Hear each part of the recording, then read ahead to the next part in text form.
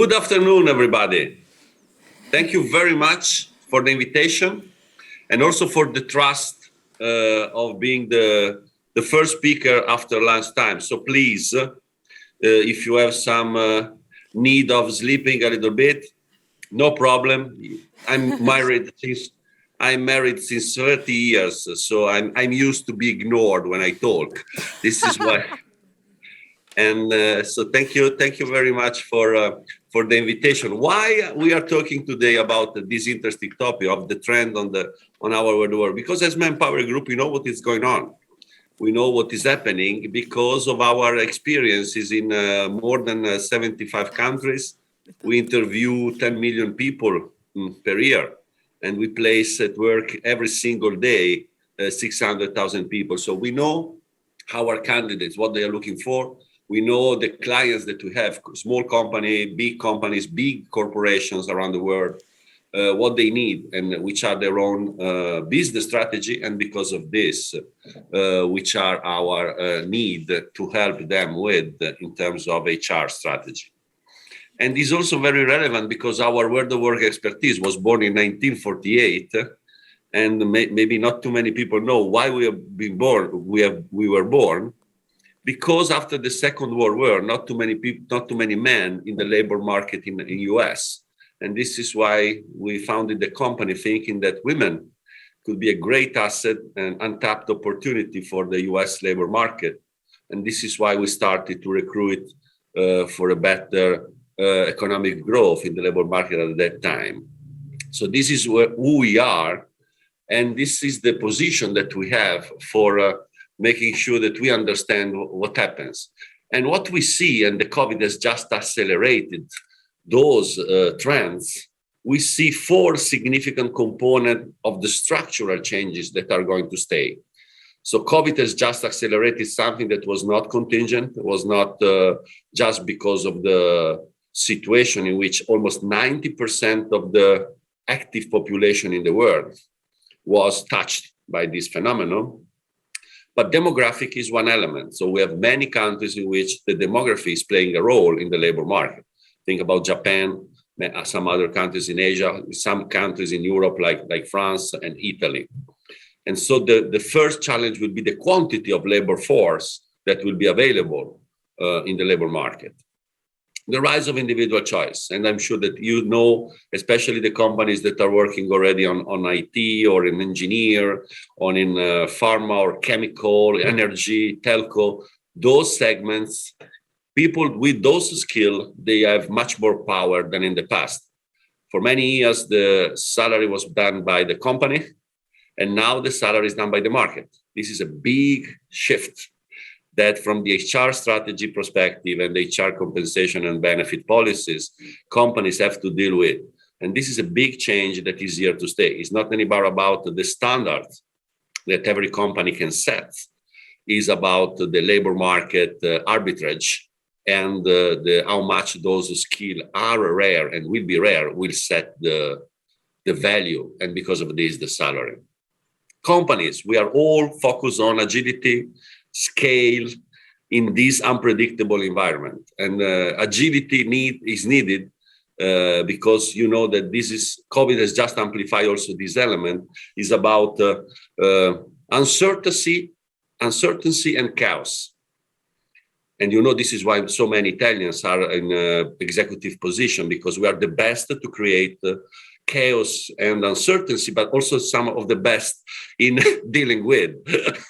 And then the third one that I'm sure doesn't require a lot of comments, that is about the technology and all the brings that this technology brings with radical innovation, things about smartphone and how they change our life, to all the others, more operational innovation in technology that can create better productivity or better candidate and client experience.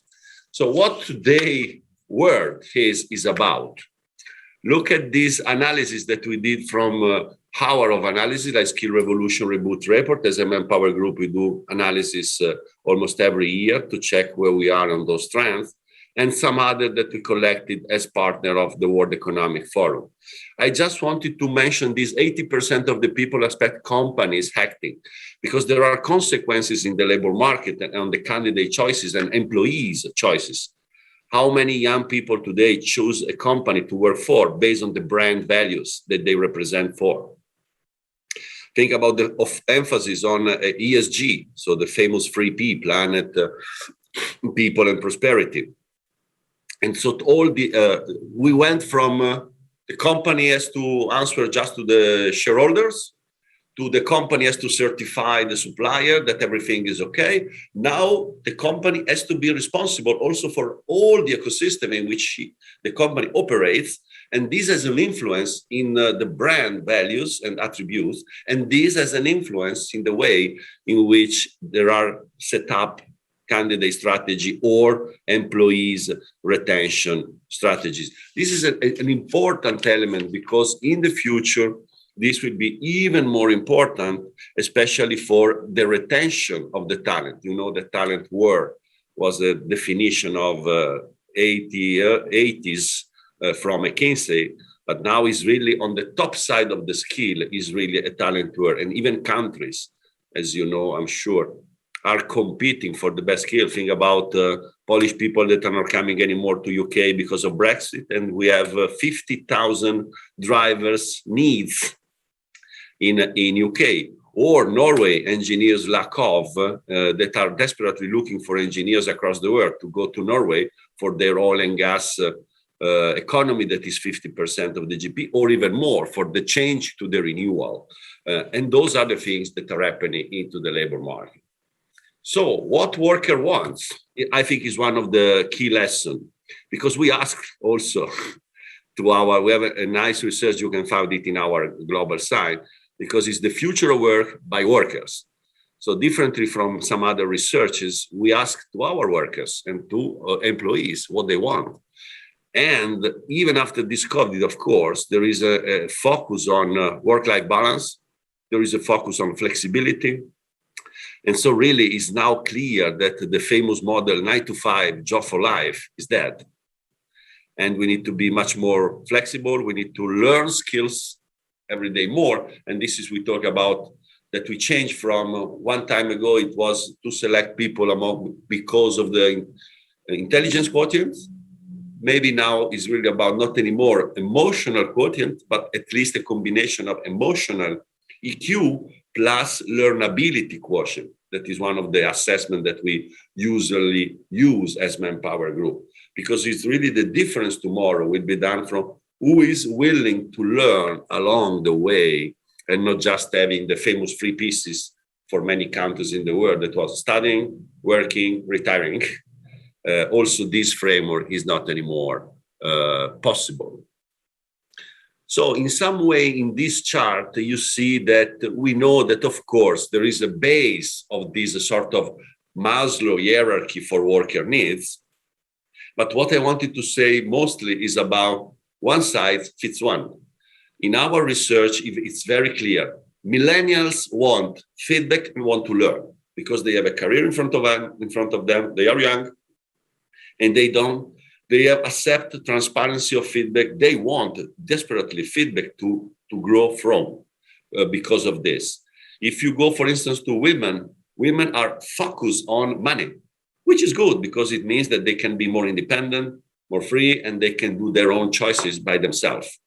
Or if you go to my generation, the famous baby boomers, we want nice team to work with and a leader that can drive with sensitivity. Of course, we are 50, 55, we are tired, and we want to have a nice environment and good balance between quality and job.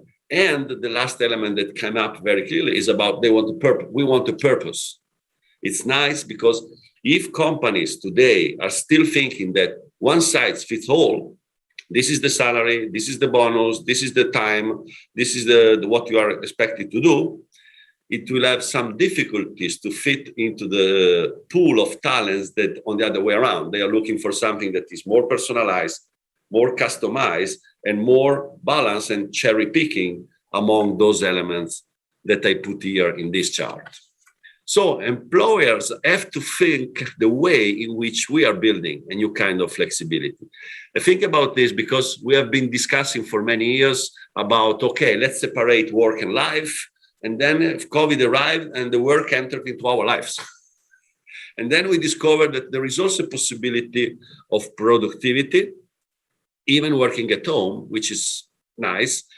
You know, I'm talking with many companies during my working week. And there is a huge debate. Nothing will come as before. We come back to the same that previously. Yeah, I think that both are wrong. The majority of the company that I'm talking with, they are talking about, I'm looking for my own blended model, which is the best way to combine my business strategy with my people needs and the lesson learned from the COVID. Of course, we don't have time today, but there is a huge element of which is the leadership post-COVID. We talk about empathy, for instance. That is not just a nice word. Empathy is cognitive, is psychological, is organizational behavior in terms of leadership style. So how the leader can build the trust remotely to make sure that a blended model between work at home and work at the on-site, or balancing both, you don't lose productivity, you don't lose the sense of purpose, you don't lose the team spirit, and you don't lose the mission that this team or the company as a whole has. So those are the new questions related to the leadership model, the management style to be applied to the new environment. But these are the ingredients, and every company, every sector have to find their own equations. So to stay in the time, I think that there is a huge need here to come back to the why, the sense of purpose connected with what we have been talking briefly earlier regarding the company that want to attract candidates and top talent have to reinforce their own sense of purpose, why we stand for. Forget the old question, where do you work? But is what do you do? What the company that you work for is doing. Those are the things that will have an influence also, not only, but also on the financial results, because people more motivated are creating better performance, better customer interaction, and because of this, even better financial results. So those are the things that, in short, we should learn from, not only from the COVID, but also from these longer term trends. I just want to underline skills are evolving, prepare for that reality. I think that as managers, as a company, we have the responsibility for our younger generation to make sure that they are aware that those changes are here to stay. And especially because of technology. You know that there was a famous Nobel Prize, a Dutch one, in 1975 that said something that now is very clear, that is about equality is a race between technology and education. So as long as we invest in technology to improve our way of living, our way to compete, our operational efficiencies, on the other hand, we need to teach our people first, and this is also a responsibility of the company, our employees first, and then to give back to the community something, because those type of differences are not just between skills, because we see already now in the labor market that who has the skills can be and can jump on their careers very fast, and who does not have the skill for the labor market is every day more difficult to enter. So we have to manage the risk of creating a population that before was unemployed, then economy goes up, and so they will be employed. No, today we see that even when economies go up, if you don't have the minimum skills required from the labor market or from your sector or from your company, you move from unemployed to unemployable because you don't have the minimum skill to enter into the game. So this bifurcation in the labor market is something that is important for the companies to be aware internally, to invest every day more. And our research is showing how much companies in the world today are more than doubling the investment on training, firstly on their own employees, to make sure that they retain them, they don't lose them, and they can prepare them for the next phase of technology, because the speed of technology is not just something that once that you are ready, you are gone. You have to be always up to speed with the evolution. And on the other hand, of course, at the end, the company, what is really a social organization with an economic responsibility. If you look at the things in this way, not on the other way around, an economic organization with social responsibility, but really if you think, and COVID shows very well our role as a company in different communities, in some countries, helping public services to drive into the community the right things to do. If you look at this, it's clear that this is a responsibility that the companies have also to create every day more a labor market that is more inclusive, because we don't have to forget that a train derail because the weaker rail wagon, because of this. And so to be really a community in which the companies can play a role, we need to consider the skills one of the most important elements to be an inclusive community. This would be my call for action. Yeah. Yes, great. This would be my closing point. Thank you.